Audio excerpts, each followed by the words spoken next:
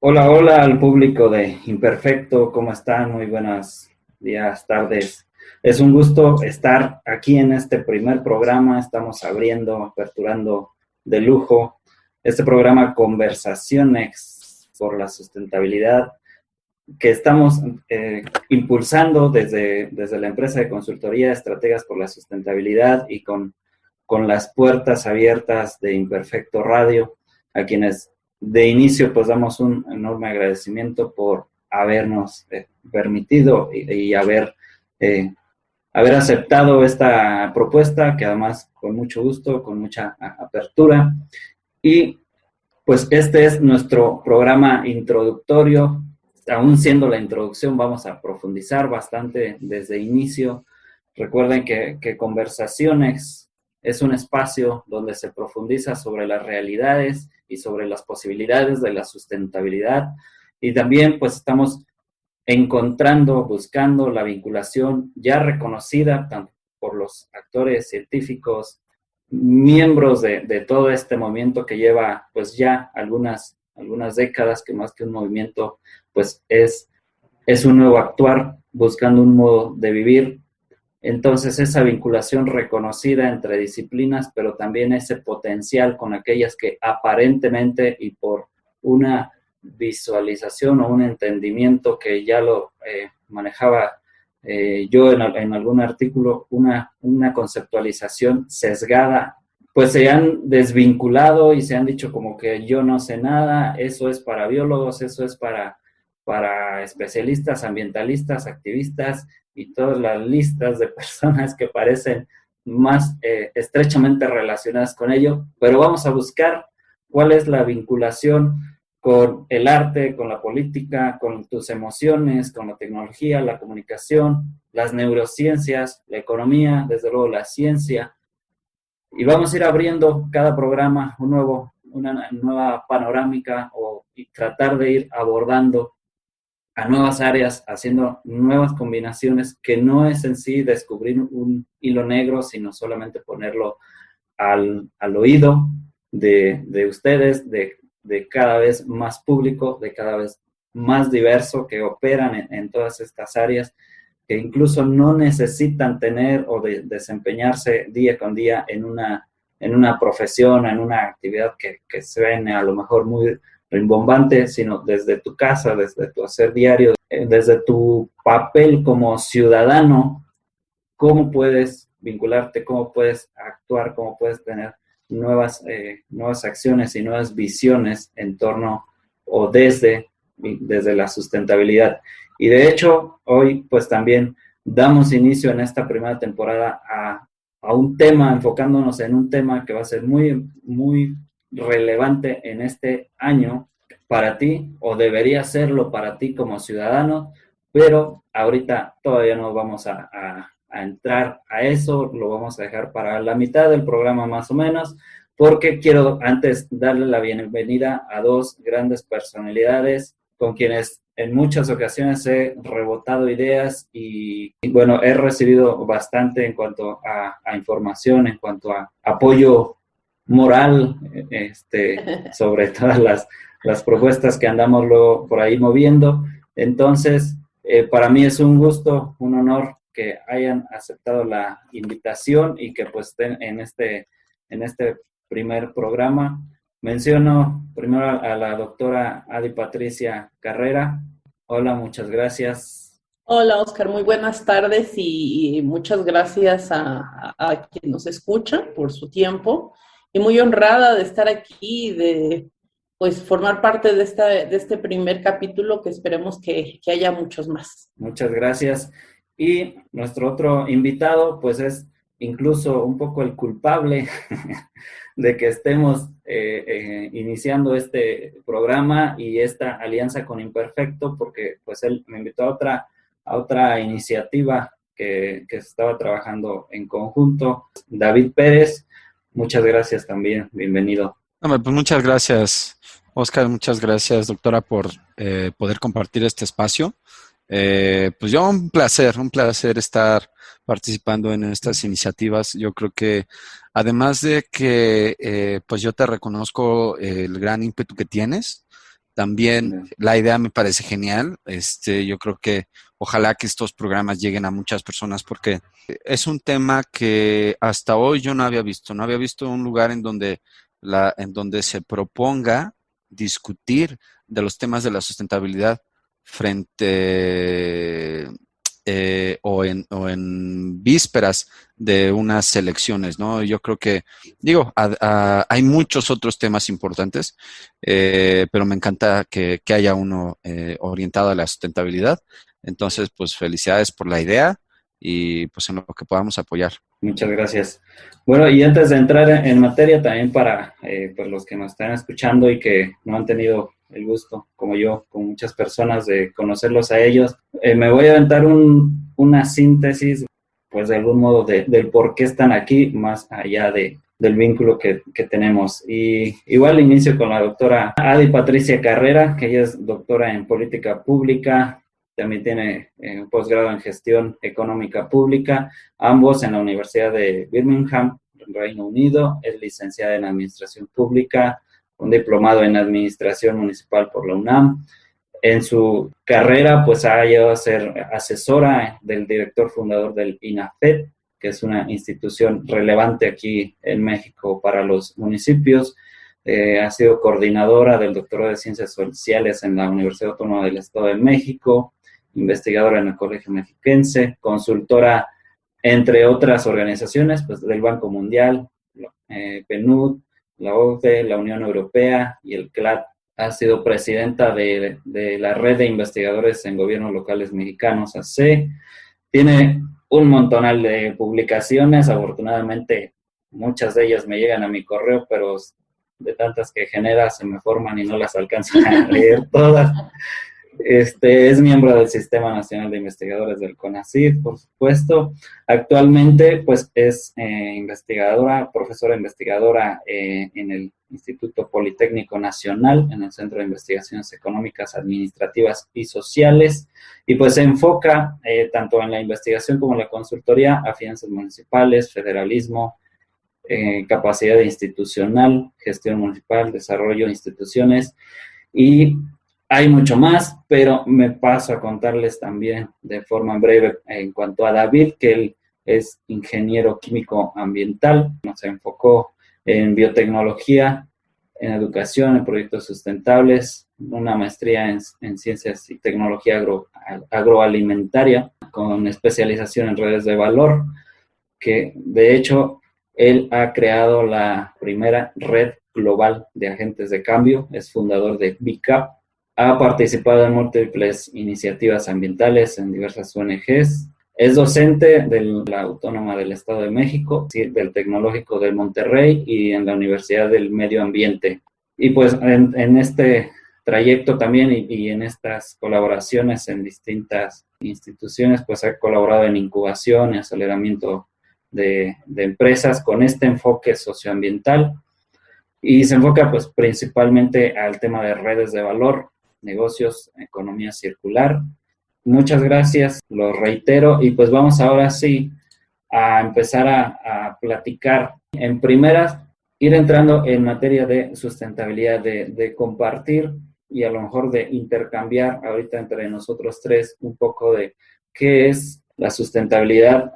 Ya hacía yo mención a un artículo que por ahí sacamos ya hace un ratito y en el cual pues hablábamos de, bueno, incluso me atreví a titularlo como sustentabilidad, 3 décadas de un concepto sesgado, y por lo cual no estoy diciendo erróneo, pero sesgado porque como que hay ese estira y afloja cada quien desde su trinchera para que le alcance a cobijar en la manera, según la temperatura que esté en el ecosistema de cada quien, en los ambientalistas, en los economistas, en fin, como que cada área ha jalado la hebra que ojalá y no, pero tal vez que le ha convenido jalar, que nos termina en una complicación del entendimiento.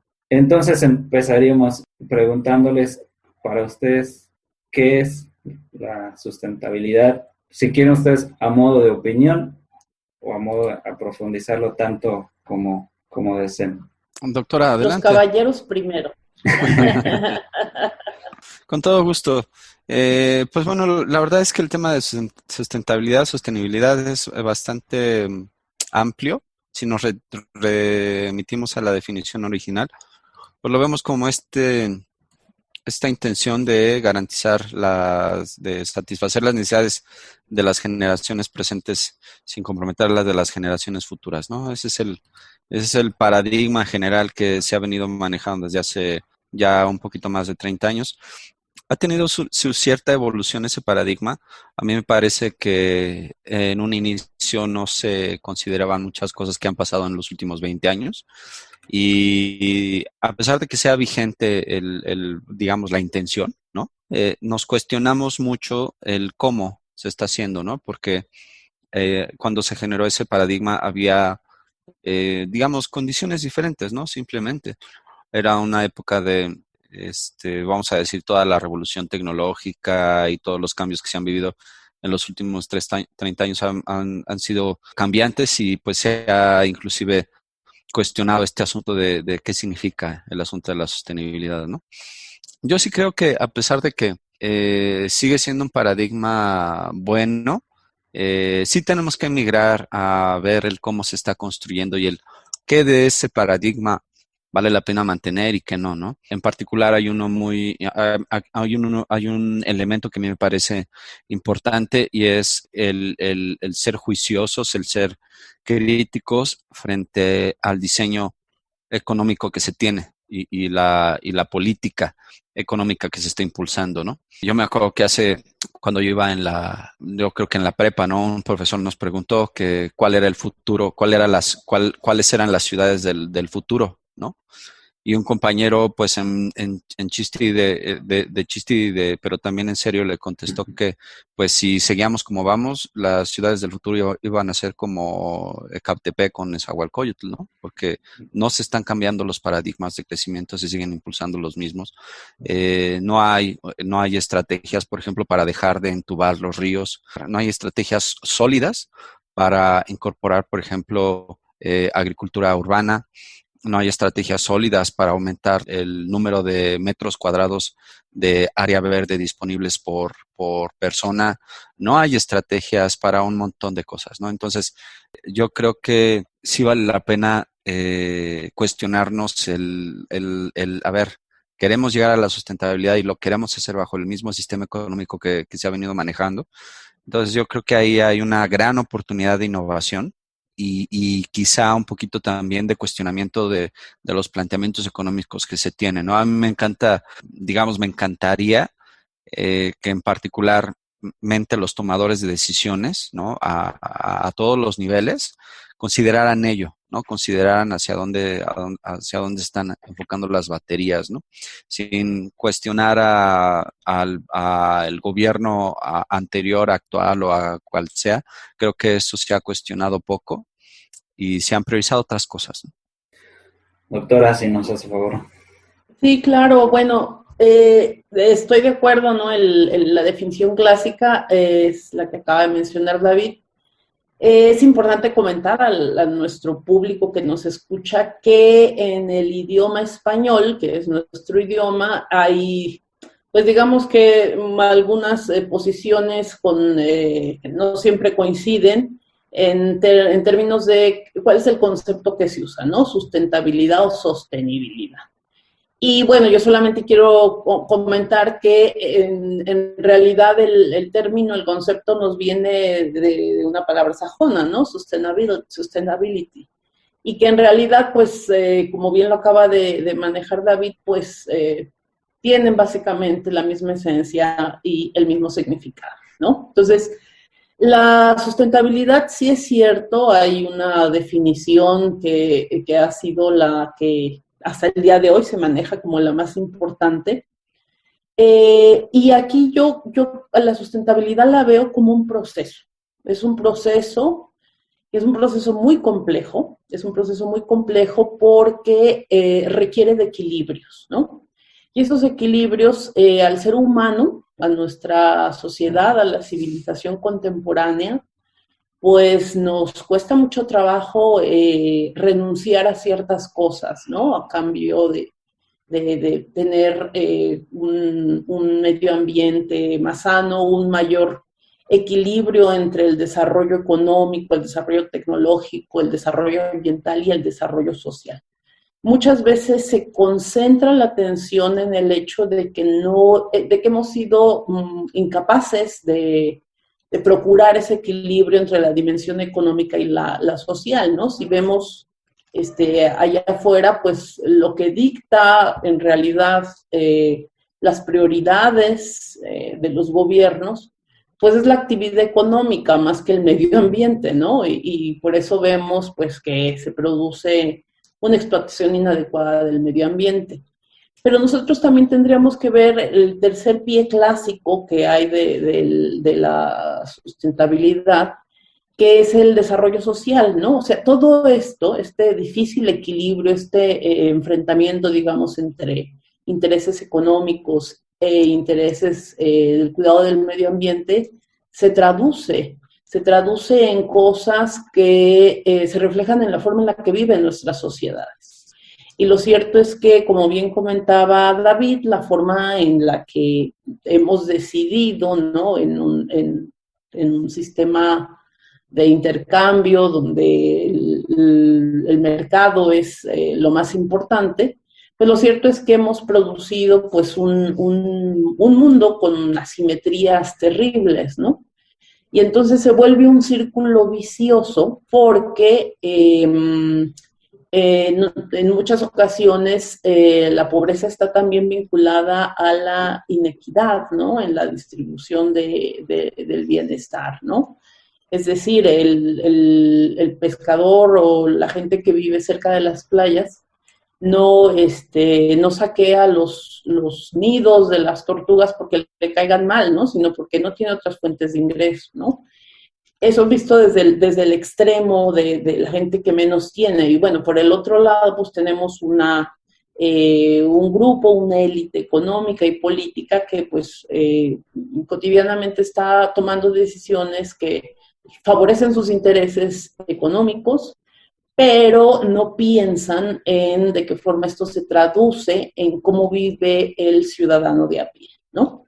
Entonces, todo esto en su conjunto, por eso me gusta aproximarme hacia la sustentabilidad, nos genera un proceso complejo en el que lo que hace el gobierno, pues todo parece indicar que no responde a las necesidades de la mayor parte de la población, ¿no? Y esto me permite ligar este proceso complejo con una idea fundamental para la conversación que vamos a tener el día de hoy, que estamos teniendo, que es la democracia, ¿no? La democracia que su promesa, ¿no?, esa es una de las promesas de los sistemas democráticos, pues que genera desarrollo, que genera bienestar. La idea es que escogemos autoridades, elegimos, las votamos con V, porque esperamos que con sus decisiones y las políticas que generen, pues nos beneficien, ¿no? Beneficien a la mayor parte de la sociedad. Y esto no ha sido así. Entonces, en el más reciente reporte que tenemos del Latinobarómetro, ¿no?, que es esta iniciativa que mide el estado de la democracia en la región, ¿no?, se ve claramente que la democracia ya no tiene partidarios, ¿no? La gente en general, ¿no?, de todos los países de la región, o la gran mayoría de ellos, la gente no le tiene confianza a su gobierno, la gente considera que cada vez está peor, ¿no?, en su situación personal, económica, de bienestar, y que incluso hay un porcentaje alto de personas que consideran que le da lo mismo tener un gobierno democrático que un autoritario. Y entonces esto creo que debería hacernos sonar ciertas alarmas por las implicaciones que puede tener, pues, para los valores que como sociedad quisiéramos tener, ¿no? Entonces, por eso decía yo que esto es muy complejo, porque todo esto está inserto en el mismo proceso. No es tan fácil ver esa vinculación, sin embargo, existe. Y esto es lo que va a determinar la calidad con la que vivimos, la seguridad pública con la que vivimos, la calidad de vida que tiene la gente, las posibilidades de educación, ¿no?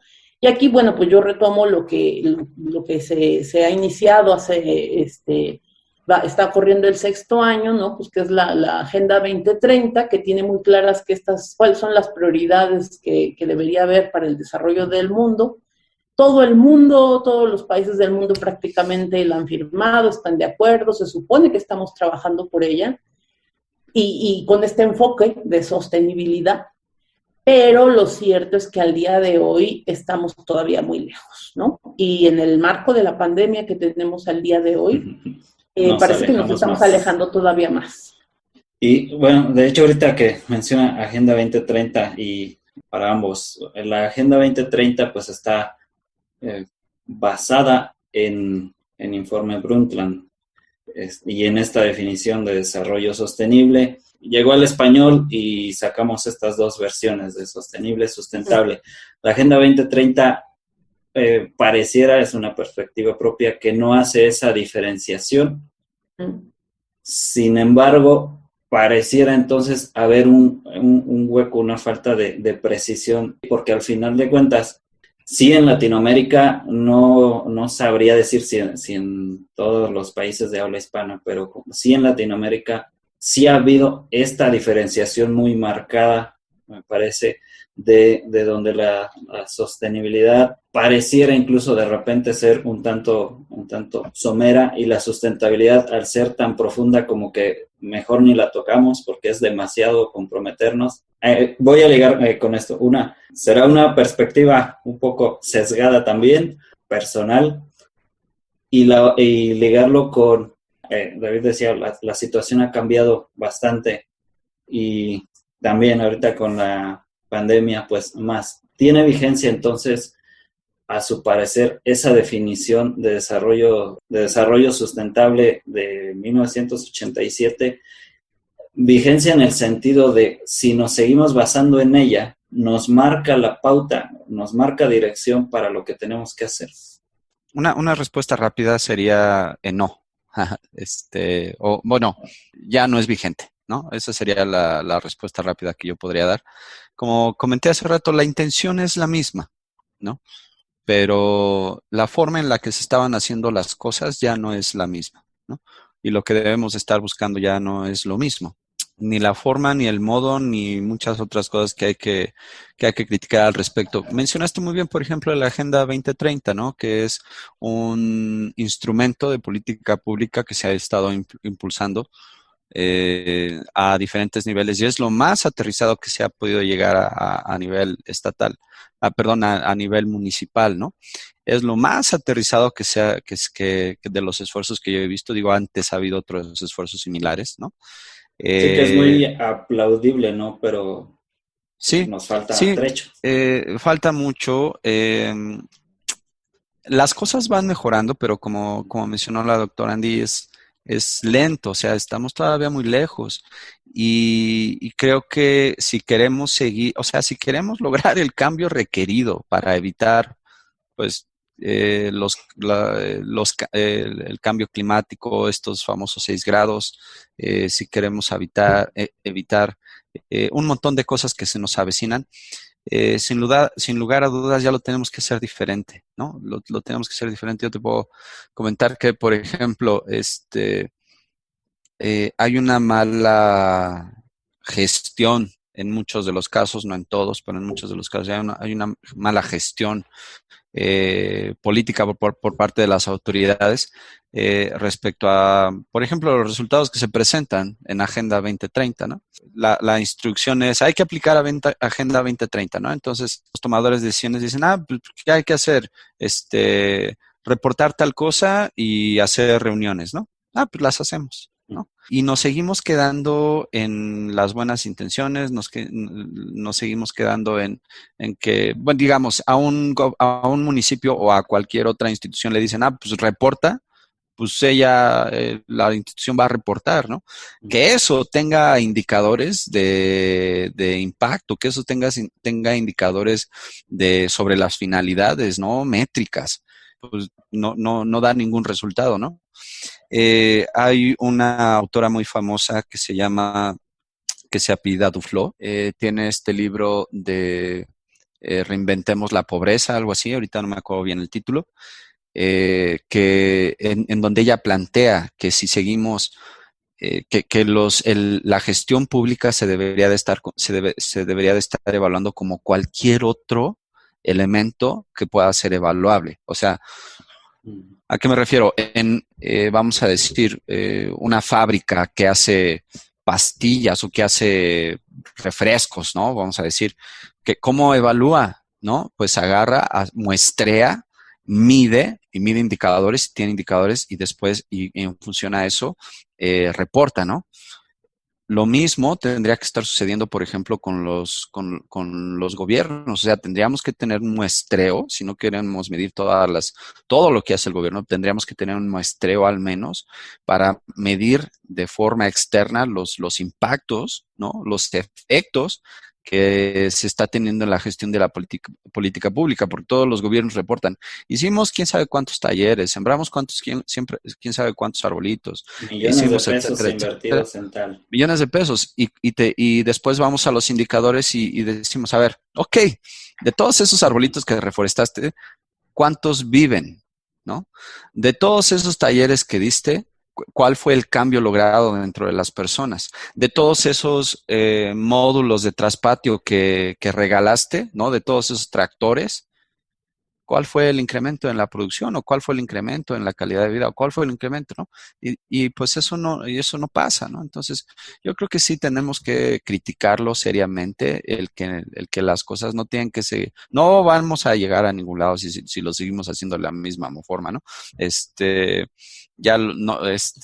es una frase muy famosa de Albert Einstein, ¿no? El problema en el que estamos se debió a un cierto paradigma económico, ¿no? Y social. Y si no cambiamos ese paradigma económico y social y queremos resolver el problema operando bajo el mismo paradigma económico y social, pues no se va a poder.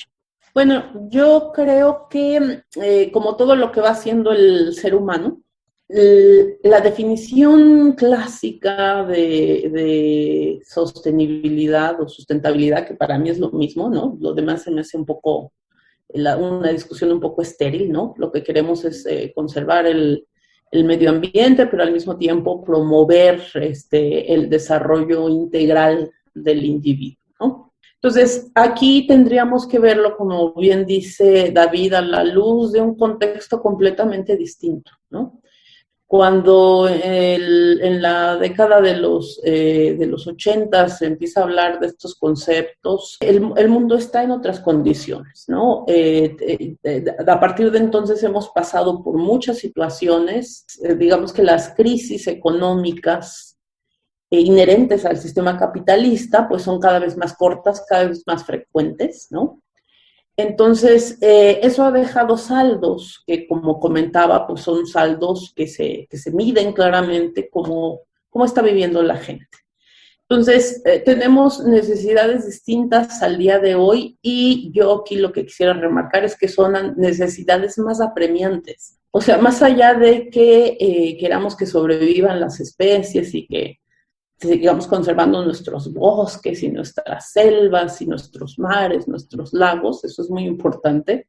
Pero ahorita, creo yo, estamos en el punto de preocuparnos por nuestra propia sobrevivencia. Como lo ha mostrado lo que ha pasado en el último año, la sobrevivencia de nuestra civilización, pues depende de hilos muy frágiles, ¿no? Y basta con que llegue un bicho microscópico para que se altere absolutamente toda nuestra vida, nuestra rutina, las economías, nos volvamos locos, ¿no? Con ideas de suicidio, no estoy hablando por mí, por supuesto, pero sé que ha aumentado el nivel de intentos de suicidio, las depresiones, ¿no? Entonces, el impacto que va a traer este año que ya llevamos, los que hemos tenido el privilegio en el encierro, tiene profundas repercusiones de todo tipo, ¿no? Las más visibles, obviamente, son de la salud, que vemos que todos los días cada vez hay más muertos, más contagiados. Económicas, por supuesto, negocios cerrando, gente quedándose sin empleo. Pero también tienen impacto en la psiquis de nuestra sociedad, ¿no? Y creo que ahí es donde tendríamos que reflexionar acerca de las cosas que estamos haciendo, y como bien dice David, la forma en la que hemos estado viviendo y tratando de solucionar o enfrentando nuestros problemas, y que deberíamos de cambiarlo, ¿no?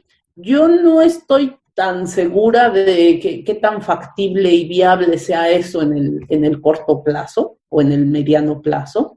No sé qué otra cosa tiene que pasar en este mundo como para que los tomadores de decisiones, no solamente en el gobierno, sino en la iniciativa privada, incluso líderes académicos, pues vean con mayor objetividad lo que está ocurriendo y realmente se tomen decisiones que ayuden a revertir los efectos. Pero de una cosa estoy segura: si queremos realmente cambiar este proceso en el que vamos a la autodestrucción en el que estamos, necesitamos transformar muchas cosas y tenemos que hacer renuncias dolorosas a ciertos hábitos de consumo. Y bueno, yo creo que en general la sociedad como que todavía no está muy consciente de esto.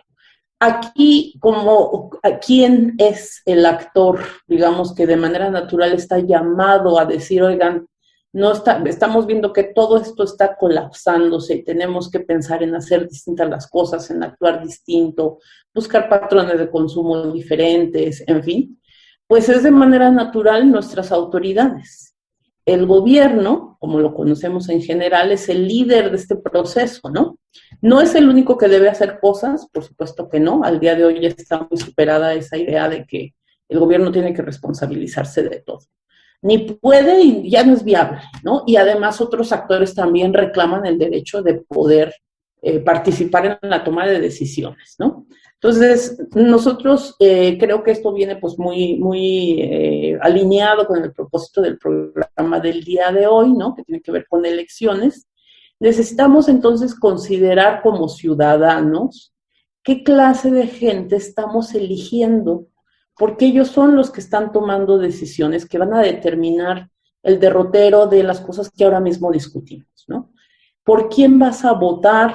Y en una primera instancia, que es la más básica, ¿no?, de participación ciudadana, pues primero tienes que elegir a tus autoridades. Y una vez que la elijas, pues tampoco es darle una carta en blanco para que haga lo que se le dé la gana, ¿no? Al gobierno se le tiene que exigir y que demandar, ¿no? Y hacerlo rendir cuentas. Y eso es algo que en sociedades como la nuestra estamos poco acostumbrados.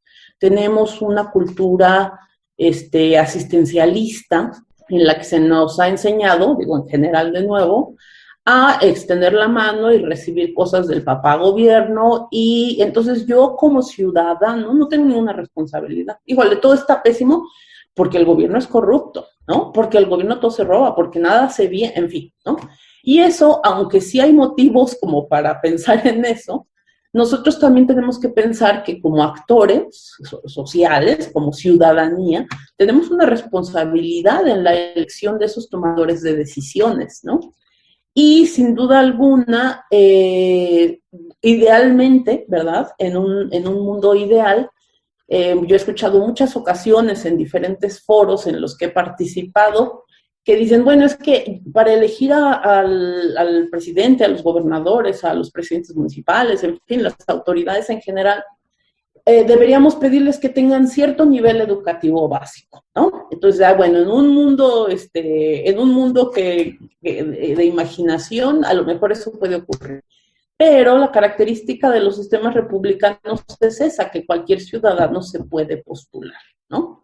Y no importa si eres doctor en física cuántica o si eres el líder de los mototaxis, ¿no? Del pueblo, ¿no? Todo el mundo tiene el mismo derecho de votar y ser votado con V. Entonces, ¿qué hacemos, no? O sea, entonces cualquiera puede llegar y tomar decisiones y con lo poco o mucho que sepa, ¿cómo nos va a ir? Bueno, precisamente por eso necesitamos que sean responsivos por lo que hacen y sobre todo que detrás de ellos exista un aparato administrativo, un sector público con buenas capacidades institucionales.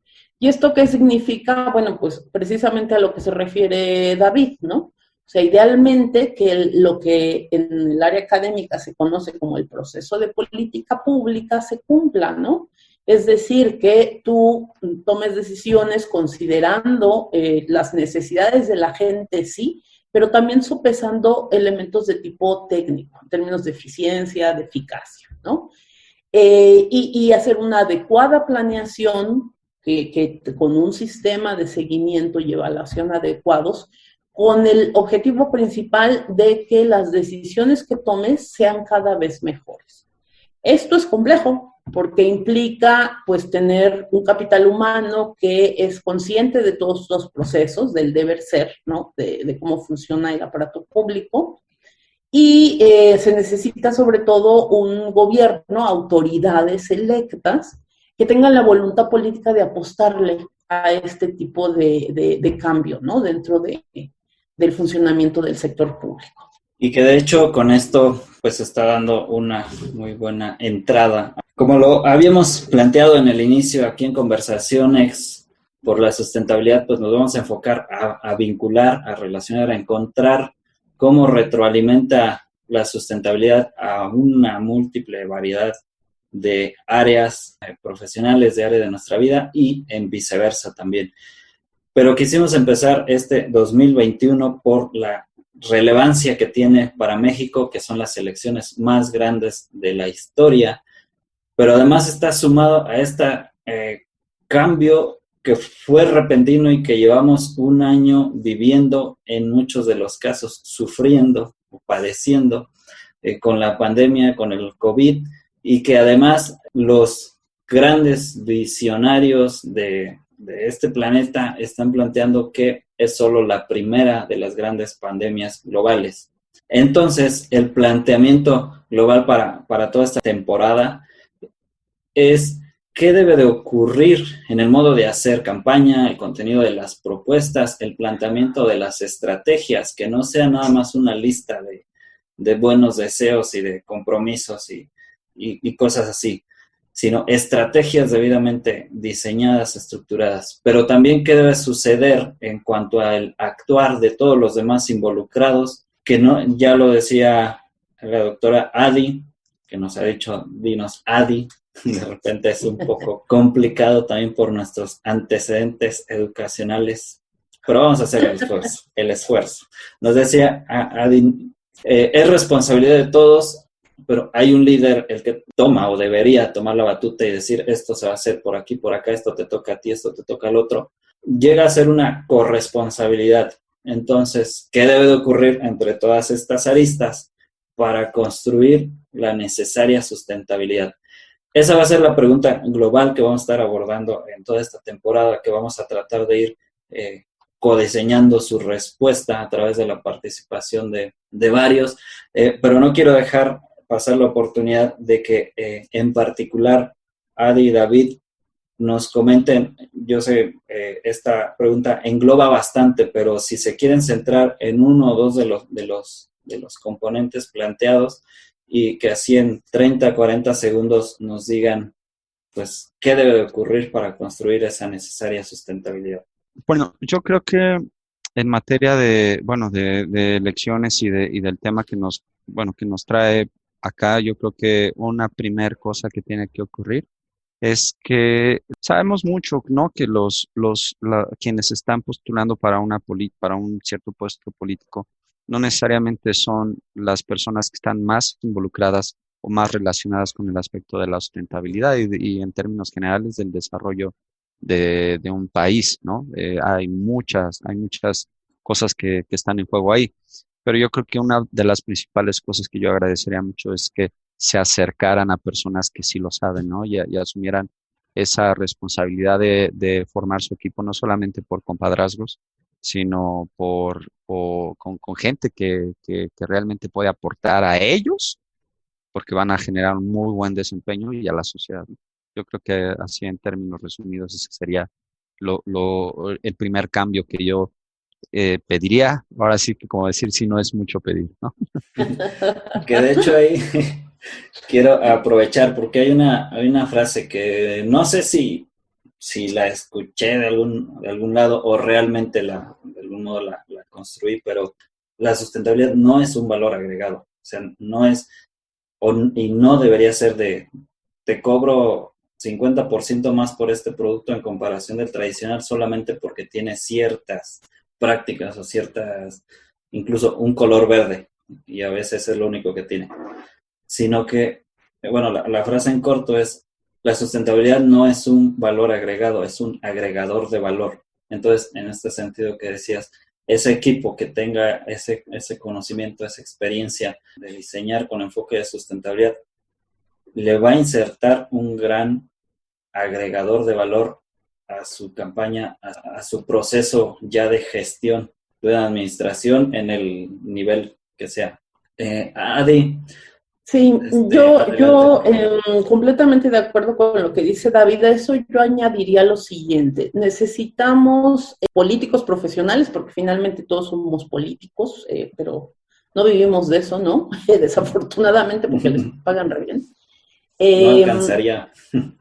Exacto. Entonces, necesitamos políticos que sean lo suficientemente inteligentes para reconocer dos cosas. Primero, ¿es legítimo tener una agenda personal? Sí, por supuesto que es legítimo, ¿no? Yo quiero ser ahora presidente municipal y luego a lo mejor busco ser diputado local. Es una carrera finalmente, es un oficio, ¿no? Y tienen todo el derecho del mundo de querer cambiar, mejorar su estatus en este oficio en el que se desempeña. Pero también lo que no han entendido nuestros políticos en general es que tienen una responsabilidad, ¿no? Una responsabilidad importante, y que el tiempo que estén desempeñando un encargo público, pues deberían tratar de tomar las mejores decisiones posibles. Y eso es muy difícil de hacerlo si todas las decisiones las tomamos con base en lo que nosotros pensamos o creemos que es lo mejor, ¿no? Entonces, se necesita líderes políticos que tengan esa visión de tener, sí, este equipo de trabajo, ¿no? De ir y preguntarle a la gente, etcétera, etcétera, y tener estos elementos para la toma de decisiones, ¿no? Saber la importancia y reconocer la importancia de de servidores públicos que los ayudan, funcionarios capaces, etcétera. Y esto pues debería corresponder nada más, no es solamente responsabilidad del político, a también una sociedad que no se les entregue y que les crea todas las promesas que tienen, ¿no? Más que promesas, la gente creo que necesita escuchar cosas concretas, cosas que sean reales, que sean viables y en las que vea reflejado un beneficio, ¿no? Y precisamente con este tema que ya empezamos un poquito a abordar, y me va a basar en la publicación, Adi, del modelo de desarrollo sustentable para los municipios, en el cual proponen 5 dimensiones que deberían ser las convenientes, a las cuales los municipios o los gobiernos locales debieran enfocarse. Entonces, estratégicamente, a lo mejor porque todavía no han tomado esta acción precisamente de rodearse de un equipo con ciertas características, o el mismo equipo a lo mejor quiere empezar a trabajar en ello estratégicamente, de inicio, si nos las puede mencionar, y por cuál de ellas debería iniciar una administración municipal al momento de asumir el poder, así como que cuál es el paso 1 en el que es conveniente enfocarse, o incluso no estando en el poder, sino precisamente a esos equipos de campaña que quieran hacer un planteamiento con soporte, con sustento, pues pueden empezar desde antes. Entonces, ¿cuál de ellas, la primera de ellas que estratégicamente pudieran empezar? Bueno, el modelo al que haces referencia es muy ambicioso, ¿no? Porque incluso es un modelo que exige lo que deberíamos ver allá afuera, ¿no? En la cooperación, la coordinación entre todas las esferas de gobierno y los actores privados, los actores sociales, ¿no? Sabemos que esto es, pues, difícil, ¿no? Pero mi principal recomendación para la gente que ahorita está, que se están definiendo candidaturas, que estamos a punto de iniciar ya los procesos de campaña electoral, es que desde este momento los equipos políticos que se están movilizando hagan un diagnóstico adecuado de en dónde están parados, ¿no? Ese diagnóstico va a ser fundamental para todo lo que van a hacer después. Es obvio que, bueno, uno esperaría, ¿verdad?, que la gente que se está postulando para una gobernatura, para una presidencia municipal, una diputación, una senaduría, una regiduría, pues deberían ser gente que estuviera al tanto de lo que está ocurriendo en esa jurisdicción que ellos quieren representar. Sería lo mínimo que deberíamos esperar de ellos, ¿no? Que supieran de manera de primera mano esos problemas, esas ventajas, todo el potencial que puede tener esta jurisdicción. Quisieran un análisis lo más detallado posible de en dónde están parados, qué es lo que está ocurriendo ahorita, ¿no? ¿Cuáles han sido las respuestas de todos los actores que están en ese territorio a esta situación tan grave por la que atravesamos y en la que vamos a estar todavía mucho tiempo? Y a partir de ahí, hacer propuestas serias, ¿no? Tener una campaña en la que le permita interactuar con sus votantes y que los votantes se den cuenta que esta persona pues sabe de lo que está hablando, que conoce su estado, que conoce su municipio, que sé yo, que conoce su distrito y que realmente les está hablando de problemas y de cosas que ellos saben de primera mano que sí existen y que son imperiosas para que se resuelvan, ¿no? O sea, esto de primero hacer un buen diagnóstico y con esa información interactuar con la población. O sea, yo creo que eso, por ahí ya empezaríamos muy bien. David, si me permites, voy a continuar haciéndole otro planteamiento a Adi porque está completamente ligado con esto. Y es en referencia a otra publicación que me llamó mucho la atención y que es muy reciente, muy reciente su publicación porque el estudio fue de hace unos 2 años, que es el artículo sobre la percepción ciudadana sobre la reelección de alcaldes. Estuvo enfocada a zona metropolitana de Guadalajara, pero vamos a cometer el pecado de suponer que fuese una condición generalizada a otros territorios. Y ahí casi el 70% de primera instancia decían no a la reelección. Sin embargo, de estos, la mayoría dice, bueno, está bien, como que les daríamos chance siempre y cuando se perciba que durante su primer periodo, los 3 años que están por terminar, se perciba que hubo pues un buen desempeño. Pero la parte que me llama mucho la atención y que creo que es donde se puede pues profundizar es que estos ciudadanos encuestados decían que ese desempeño ellos lo podían percibir en, cito, una buena policía y en reducir la corrupción. La pregunta va hacia esto y tiene que ver con esa formulación de estrategias que, si bien, lo estamos haciendo como un planteamiento, un cúmulo de recomendaciones de especialistas hacia los equipos de campaña, hacia las administraciones actuales, pero es muy importante que quienes nos están escuchando y que son ciudadanos comunes y no corrientes, todos muy, muy valiosos, pues también prestemos atención a esto en el momento en que esos equipos o esas personas que están de aquel lado nos hacen sus propuestas. Entonces, la pregunta es que si un equipo de campaña ahorita o una administración, quizás no precisamente para lograr una reelección, sino quizás la primera elección, y quisiera impulsar una transformación verdadera dentro de su territorio, debería concentrarse entonces en estos 2 rubros de buena policía y no corrupción, o estos 2 rubros no son más que una consecuencia, o la calidad, digámoslo, de estos 2 rubros son consecuencia de otro cúmulo de variantes, de cómo se están comportando otras variantes dentro de la sociedad. Sí, bueno, primero comentar que sí, por supuesto, como tú bien dices, los datos con los que se construyó el modelo con el que se analizó la percepción de la ciudadanía ante la posibilidad de reelección,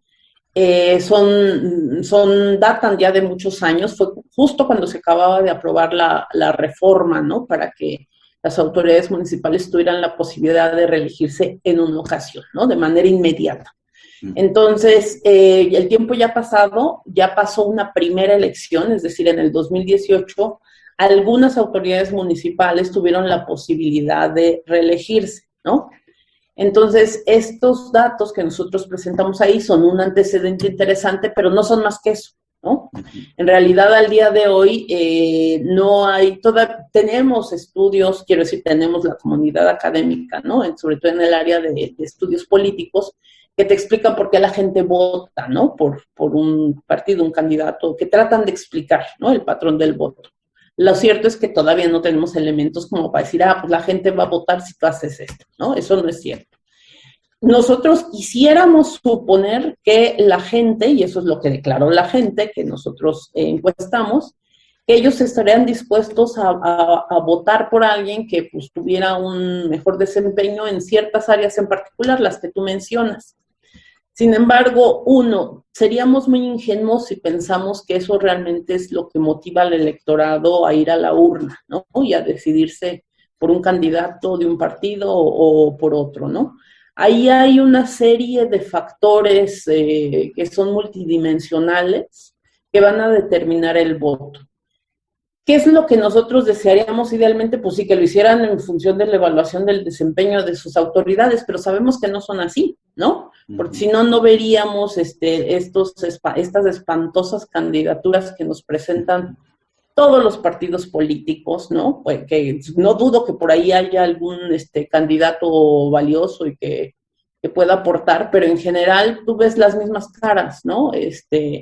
Gente que ya conocemos, gente que tiene señalamientos, en fin, ¿no? Entonces, creo que la única forma de pues apostarle a que esto se mejore, más allá de las elecciones, que son siempre pues difíciles de predecir y cómo se va a votar, etcétera, etcétera.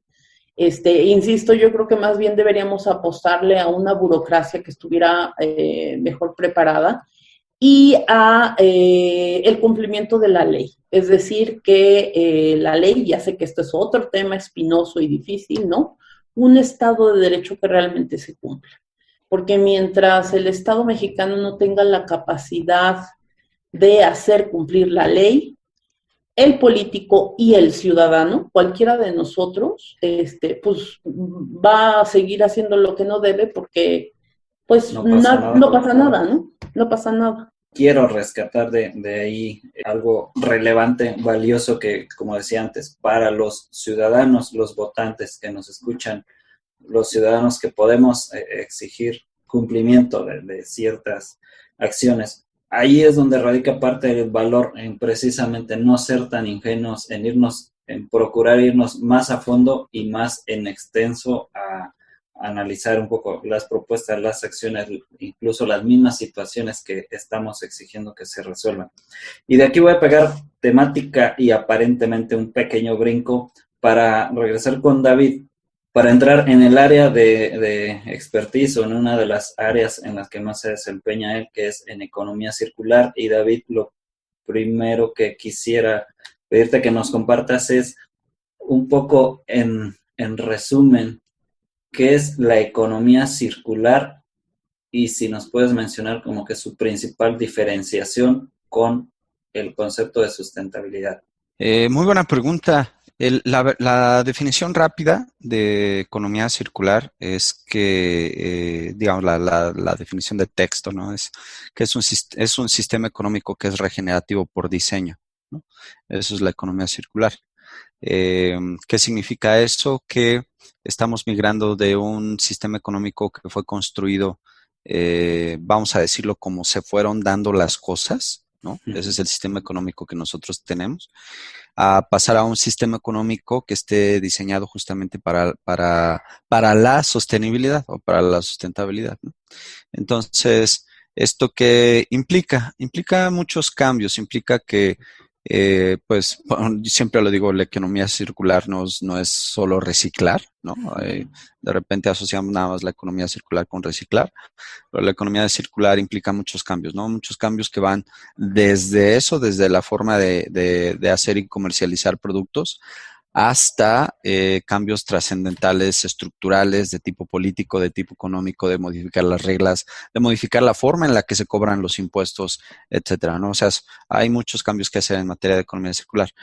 La diferencia con la sustentabilidad, pues, digamos, son dos esfuerzos que van orientados en la misma dirección. La economía circular no es un concepto nuevo, ¿no? Se construyó inclusive mucho, sí, más o menos en la misma década que cuando se construyó o se difundió, ¿no?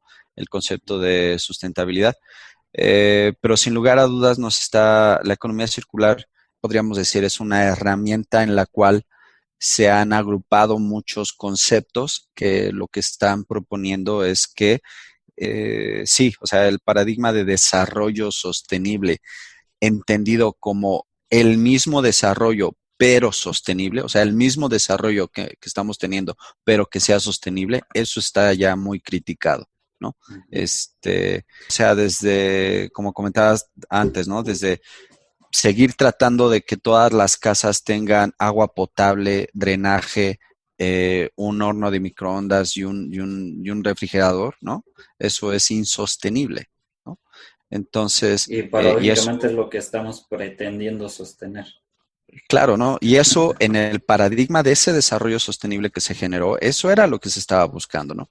Que todas las personas tuvieran agua potable y drenaje en sus casas, ¿no? Y eso no es sostenible. Entonces, desde ese hasta el mismo desarrollo y de cómo evaluamos el crecimiento económico, ¿no? Este tema que desde la publicación del 71 de los límites del crecimiento del Club de Roma hasta recientemente lo que se ha visto en materia de economía, pues está ya previsto, ¿no? Que estar buscando el crecimiento del PIB es insostenible, ¿no? Es algo que no nos va a llevar a ningún puerto. Entonces tenemos que ya tener otras métricas para medir el desarrollo, ¿no? Entonces sí, yo creo que la economía circular es un cúmulo de herramientas, de experiencias que se ha tenido al ver el cómo se está planteando el desarrollo sostenible, ¿no? ¿Cómo lo podría decir? Bajo ningún contexto los pongo como que la economía circular es un paradigma mejor que el desarrollo sostenible. Para nada, todo tiene evolución, como lo dijo Andy, todo tiene evolución, todo ha tenido sus momentos y lo que hay que hacer es, pues no desgastarnos en eso, ¿no? Sino realmente ver qué es lo que se está aplicando, qué es lo que se está haciendo, hacia dónde se están impulsando las políticas públicas, independientemente de si eso es economía circular o si es sustentabilidad, etcétera, etcétera. Y David, siguiendo con esto, ¿qué beneficios tiene? Bueno, hace un momento hablábamos de la relevancia que tendría que un equipo de campaña, con un equipo de una administración, incluso un equipo de una legislatura, se complementara con profesionistas que tuvieran conocimientos, experiencia en sustentabilidad. Pero en suma a esto, ¿qué beneficios podría tener que se hiciese lo mismo para implementar todo lo que plantea la economía circular desde una campaña y, por supuesto, los resultados de una gestión municipal? Claro. ¿Verdad? Y te agrego por dónde empezarle también. Claro, pues mira, digamos, dirigiéndome sobre todo a las personas que están buscando una posición política, ¿qué les puedo decir? La economía circular ha demostrado en diferentes partes del mundo que los nuevos planteamientos pueden generar mucho más empleo, ¿no? Los planteamientos que tiene la economía circular generan mucho más empleo, generan mucho más competitividad, generan mucha más resiliencia y generan mucha más estabilidad económica que si se siguen impulsando el viejo paradigma, ¿no? O sea, está demostrado de diferentes estudios desde digamos, a nivel científico, ¿no? Publicaciones científicas que han hecho esta pregunta, ¿no? ¿Qué se ganaría impulsando la economía circular, hasta reportes que ha hecho, por ejemplo, la Fundación Ellen MacArthur, que con sede en Inglaterra, que es, digamos, la principal promotora de la economía circular a nivel mundial, y que también han hecho muchos estudios sobre este mismo tema, a ver qué se ganaría si impulsáramos la economía circular. Y las conclusiones son bastante contundentes, ¿no? Estamos hablando de un cambio de miles de millones de euros si se impulsaran políticas relacionadas con la economía circular. Digo, para muestra basta un botón, o sea, por ejemplo, Ámsterdam es de las ciudades pioneras, de las ciudades que dijeron, se trata de que nos vaya mejor, pues órale, vengas de la economía circular, ¿no? Y son los primeros que están implementando economía circular y pues ahí están los resultados, ¿no? De Ámsterdam, digo, lo implementan con mayor facilidad porque tienen, vamos a decirlo, mejores o condiciones o ya estaban en ese camino, etcétera, etcétera, pero cualquier pueblo lo puede, cualquier ciudad lo puede hacer, cualquier estado lo puede hacer y va a encontrar buenos resultados en materia de económica. Un punto de partida de la implementación de la economía circular siempre dice, ¿no? Que pues se empieza por casa, ¿no? Se empieza por la casa es donde se puede empezar. Y justo ese es un punto de partida. Que los ayuntamientos, los municipios, los gobiernos revisen su gasto, ¿no? ¿Qué estoy comprando como gobierno, ¿no? Y a quién le estoy dando mi voto como gobierno, ¿no? O sea, el gobierno también compra, ¿no? Uh-huh. Y siempre hemos dicho que los ciudadanos, o sea, a quien le compramos es nuestro voto, ¿no? Uh-huh. Entonces, pues el gobierno también compra, por lo tanto el gobierno también vota, el gobierno también juega, ¿no? No es un ente independiente de la economía y es tan fuerte que solamente el gobierno de México podría comprar 3 veces la producción orgánica de todo el mundo. O sea, el gasto del gobierno de México en materia de alimentos, si el gobierno federal se decidiera comprar solamente productos agroecológicos, nos faltaría oferta, no nos alcanzaría, ¿no? Entonces, se puede decir, tenemos el dinero para comprarlo. Sí, sí. Nada más que se está yendo para otro lado. Nada más que se está yendo para otro lado, ¿no? Entonces, de verdad, uno de los gobiernos que están impulsando ya esto más formal, pues es el gobierno del Distrito Federal. Digamos que de alguna forma es el gobierno que va más avanzado en materia de compras sostenibles. Pero yo creo que todos los gobiernos no les quita nada, no les quita absolutamente nada hacer este juicio. O sea, voy a comprar focos, pues que sean los ahorradores, ¿no? Y que sean mexicanos y que sean de una cooperativa y que apoyen a colectivos, vamos a decirlo, en alta y muy alta marginación o, no sé, con criterios sociales, en lugar de comprar el más barato que está en el mercado, que es chino, etcétera, etcétera, ¿no? Aprendamos, o sea que si voy a comprar galletas, ¿no? Para todos los días, pues ¿por qué no la dejo de comprar? O por qué no la compro a esas comunidades que están requiriendo esa dinamización económica, ¿no? Y les ayudo. Y yo sé, y el gobierno que asuma, o sea, no voy a tener las galletas empaquetadas ni bajo la misma, vamos a decir, formato, etcétera, etcétera.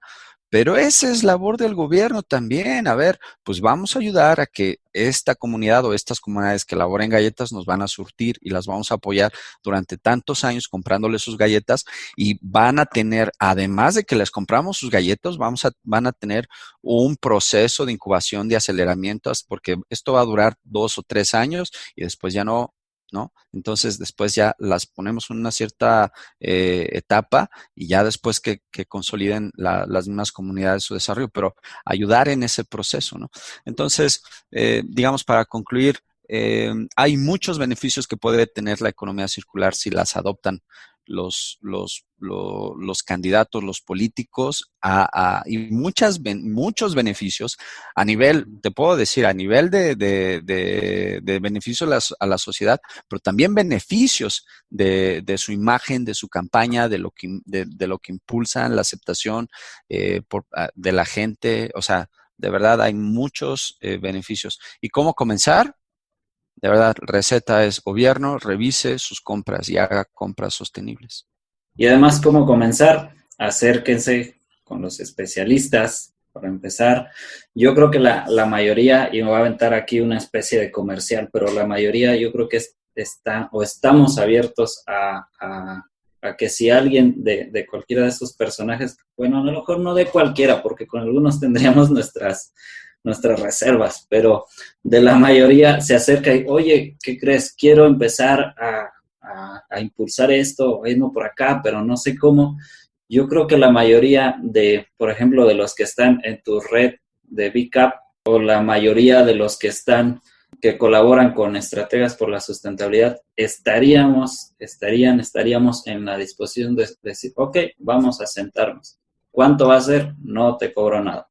Digo, porque ese puede ser muchas veces un bloqueo para pretender iniciar. Pero más que eso, pues sí, como dices, todo el impacto y todo el beneficio y el rendimiento, sí monetario, pero también socioambiental que pueda tener el hecho de que a lo mejor, si no el utópico caso de que todo el gobierno a nivel federal cambie, deje las galletas empaquetadas que trae 5 sellos negros, las cambie por estas hechas, producido su materia prima de manera agroecológica, con procesos de transformación de menor impacto, etcétera, puede llegar a tener y ya hablaremos en otros programas de esa visión sistémica, pero puede llegar a tener incluso reducción en la tasa de diabetes, de complicaciones gastrointestinales, etcétera. Ahora, Adi, en el mismo documento que mencionamos al inicio del modelo de desarrollo sustentable, hay un planteamiento también que me gusta y es muy en específico en cuanto a las elecciones, donde se plantea, o de parte de ustedes como autores se plantea que las elecciones son también un mecanismo para que los partidos políticos y hoy pues también los candidatos independientes se comuniquen con la sociedad, y parece que es cuando se acercan físicamente, se acercan a la sociedad, pero muchas veces no hay esa comunicación y ese acercamiento humano, personal. Entonces, ¿cómo podemos optimizar esta oportunidad para que su resultado se maximice y se traduzca en un verdadero impacto social al año, a los 2 años, a los 3, y ojalá trascienda a esa administración? Sí, Oscar, por supuesto. Es también ingenuo creer que pensar y decir, pues la participación ciudadana, ¿no? Y si nosotros decimos que vamos a crear un consejo de participación ciudadana y ahí vamos a tener formado a todas las personas esperando para participar y decir algo, ¿no? Eso no es cierto. Todos los números, todos los datos, los estudios que tenemos al día de hoy, eso es lo que nos dicen, ¿no? Incluso esta práctica del presupuesto participativo que tan buenos resultados ha tenido en Brasil, donde se originó y que incluso ha sido exportada a otros países. Lo cierto es que en el caso mexicano no funciona. O sea, la gente no le interesa, ¿no? No le importa. No se presentan proyectos, son mínimos, la participación es realmente casi inexistente, ¿no? Entonces, pensar que el ciudadano de a pie va a estar ahí esperando para tener una voz y ir a participar y hacer asambleas y bla, bla, bla, eso no existe. La gente en su día a día, el ciudadano de a pie, está preocupado por comer, porque pues con 2/3 partes de la economía en el sector informal, pues no hay una estabilidad, ¿no? En el ingreso, las condiciones laborales son muy precarias, ¿no? Entonces, ¿con quién tendría que trabajar la autoridad? Pues con la sociedad civil organizada, ¿no? Es decir, todo lo que conocemos elegantemente en la academia como el sector social o el tercer sector, ¿no? Las organizaciones no gubernamentales, las organizaciones de la sociedad civil. Organizaciones que además deben ser tan amplias como la gama de las áreas de la gestión pública. Entonces, yo necesito organizaciones que estén promoviendo, por ejemplo, lo que hace David, una de las muchas cosas que hace David, ¿no? Pues vamos a implementar este enfoque de la economía circular. Y vamos a traer también estas asociaciones que están promoviendo el enfoque de basura cero, ¿no? Y vamos a traer gente que esté buscando una manera diferente de que la ciudadanía se relacione con la policía municipal, ¿no? Por ejemplo, para ir recuperando esa confianza perdida. Y también vamos a buscar otras asociaciones que tienen que ver con emprendedores, ¿no?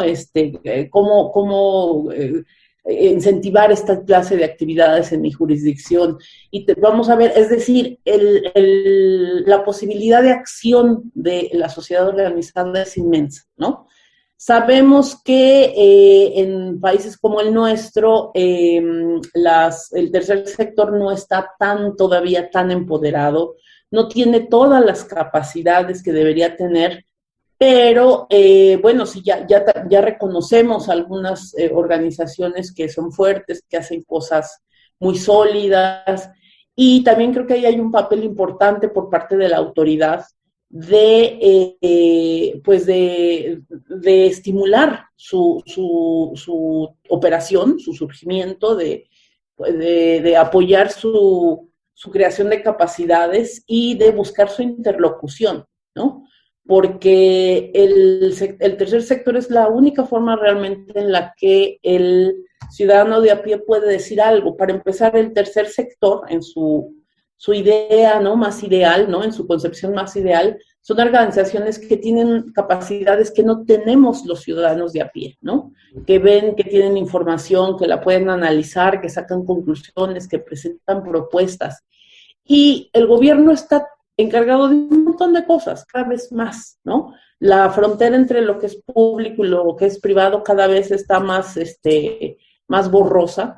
Y entonces el sector público ahora se tiene que hacer cargo de un montón de cosas. ¿Y qué creen? O sea, no va a haber sector público que sepa hacer bien todo o que tenga idea de cómo hacer.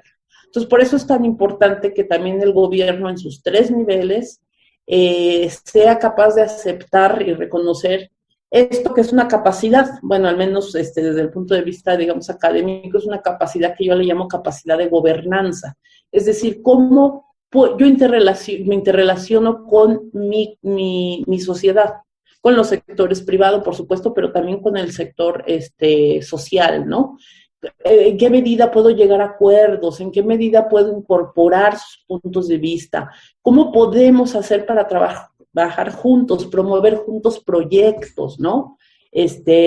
No significa que yo tenga que estar en todo, pero hay cosas que incluso a lo mejor ellos pueden hacer, ¿no? Por ejemplo, una cosa importantísima es monitorear lo que yo estoy haciendo. Que no solamente sea yo el que dice, pues miren, yo hice esto, lo hice también, qué barbaridad, pero... Levanto bandera blanca en no sé qué. Exacto, ¿no? Es decir, no, mira, a ver, nosotros tenemos esta metodología que es una metodología internacional, que la adaptamos para aquí o que nosotros creamos, ¿no? Para nuestro municipio. Y vamos a evaluarlo con base en estos parámetros, ¿no? Y entonces, a ver, usted convocó y a ver, está el presupuesto en la página de internet, está en... Todas estas cosas son cosas que debería hacer la sociedad civil organizada y que en muchas ocasiones trata de hacer, pero luego se encuentra con unas paredes monumentales por parte del gobierno, que en general, pues, nuestro sector público está acostumbrado a la secrecía, ¿no? A la opacidad, porque por manejos tanto extraños, por intereses políticos, por corrupción en muchas ocasiones también, ¿no? Entonces creo que ahí es una cosa clave para un modelo de desarrollo sostenible, el hecho de que el capital humano es lo más valioso que puede tener cualquier organización. Y cada ámbito de gobierno en su nivel tiene que ser o debería ser capaz de reconocer esas capacidades y emplearlas adecuadamente, porque la gente bien organizada puede hacer muchas cosas y puede ser de mucho beneficio para mejorar la forma en la que se gestionan los asuntos públicos. Sí, y toda esta relación, de hecho, este planteamiento que nos hace que se plantea toda esa vinculación, ahora sí que una red de colaboración que David, pues en esto es el experto. A final de cuentas, a una perspectiva que también queremos compartir de la sustentabilidad, es que bueno, la propia sustentabilidad como una disciplina que emula a las propiedades de la naturaleza, pues es precisamente toda esa interconexión que hay entre los múltiples elementos existentes en un entorno físico cercano y no cercano. Entonces, aquí es otra vez para muestra un botón de cómo queremos pues compartir el hecho de que y ojalá no se malinterprete la palabra, usar a la sustentabilidad para mejorar nuestra vida diaria, política, económica, etcétera, tiene sus ventajas en el sentido de que entonces podemos empezar a vislumbrar cómo todas esas interrelaciones que podemos construir van más allá de, suponiendo desde el punto de, a lo mejor del que está en el poder, no es que me voy a ver como que no puedo, pues es que no puedes, y no precisamente porque tú no seas el idóneo para estar ahí, sino que realmente no puedes porque toda la maraña de variables que están allá afuera son tan complejas que tú requieres de la colaboración, de una adecuada interconexión con el otro ente, con la otra parte, con la parte empresarial, social, con el que está solamente en su casa, con el que sale a hacer actividades, etcétera. Y entonces como reconocer esa necesidad y más que necesidad, ese valor que hay entre todas esas colaboraciones, pues es algo de lo que nos puede o le podemos aprender también de la sustentabilidad. Para ir cerrando ahora sí de esta grandiosa primera conversación que nos dio mucho y nos da para más, y de hecho a los que nos escuchan, sé que hay muchos temas y muchas ideas que apenas las rozamos. En ustedes estará que nos hagan llegar sus preguntas, ya sea a través de mismo Imperfecto, en la parte de abajo de la pantalla de la página está el botón de WhatsApp donde pueden escribir los mensajes y personalmente se los vamos a contestar. Igualmente del lado derecho hay un botoncito dorado que también lo pueden utilizar para comunicarse, y si no, pues están en las redes de X, que en Instagram, Facebook está como Por la Sustentabilidad, en la página web que es también así, porlasustentabilidad.com.mx. Pueden enviarnos todas sus dudas, y si tienen preguntas personales, pues quiero pedirles para el cierre, doctora Adi y David, que nos compartan sus palabras finales y de paso también sus redes o su modo en que el público les pueda consultar algo que les haya surgido aquí. Claro, digamos, para cerrar me gustaría nada más reforzar, bueno, dos cosas. Primero, felicitarte a ti, felicitar a este esfuerzo que también pues entiendo que se está haciendo con Imperfecto para tener este tipo de diálogos y pues bueno, que los futuros tomadores de decisiones puedan escucharnos, escuchar a muchos especialistas en torno a la sustentabilidad. Eso la verdad es muy valioso y pues bueno, yo espero que este esfuerzo que tú estás haciendo rinda muchos frutos. Eso por un lado. Por el otro lado, pues bueno, mi mensaje yo creo que sería ese, ¿no? O sea, el mensaje de mayor fuerza sería pues que los representantes se acerquen se interesen, se acerquen a especialistas, ¿no? De todos los ámbitos para formar su proyecto, ¿no? de gobierno. Y que pasemos de ya llegué y pues hago lo que pueda a tengo un plan, ¿no? Para el desarrollo, ¿no? Y no solamente tengo un plan para estar aquí haciendo cosas, ¿no? Entonces, pues bueno, eso sería. ¿Dónde me pueden encontrar? Bueno, a mí, mi correo electrónico me pueden escribir a david@negociosverdes.org. También inicié por fruto de la interacción en la Universidad del Medio Ambiente una plataforma que se llama www.bcap.org. Así lo pueden buscar en Google o buscan la plataforma para la sustentabilidad, también creo que ya les aparece. Y bueno, ahí es una red social en donde estamos mapeando todas las iniciativas socioambientales que nos encontramos, ¿no? La idea es generar un gran directorio de todas estas iniciativas, lo cual nos hace mucha falta porque pues actualmente, o sea, ¿dónde está la lista de tianguis y mercados orgánicos del país, ¿no? Y no existe, ¿no? Y pues imagínense si a nosotros que estamos en lo ambiental nos cuesta trabajo encontrar las iniciativas, imagínense a las personas que no lo están, ¿no? Entonces, pues necesitamos dinamizarlo. Entonces ahí me pueden encontrar también, esa es mi red social favorita. Sí, me imagino. Adi, por favor, un cierre. Sí, bueno, yo quisiera cerrar solamente con la reflexión de que todos y cada uno de nosotros, independientemente del oficio que tengamos, del nivel educativo al que hayamos podido acceder, tenemos responsabilidad de lo que está pasando ahora en México, en el mundo, y en esa medida tenemos que preguntarnos a nosotros mismos qué podemos hacer, ¿no? Para corregir.